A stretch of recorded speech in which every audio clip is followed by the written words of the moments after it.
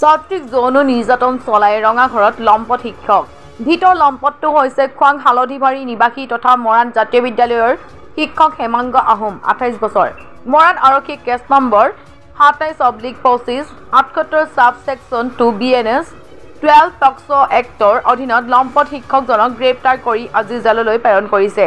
ইফালে এই ঘটনাৰ পিছতে মৰাণ জাতীয় বিদ্যালয়ৰ ফালৰ পৰাও শিক্ষকগৰাকীক নিলম্বিত কৰা বুলি জানিবলৈ দিছে বিদ্যালয় কৰ্তৃপক্ষই। মৰাণ জাতীয় বিদ্যালয়ৰ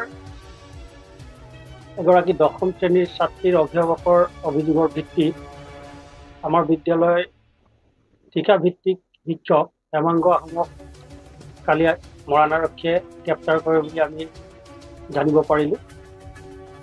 তাৰ লগে লগে আমি বিষয়টো বিদ্যালয় কৰ্তৃপক্ষই অত্যন্ত গুৰুত্ব সহকাৰে ল'লোঁ।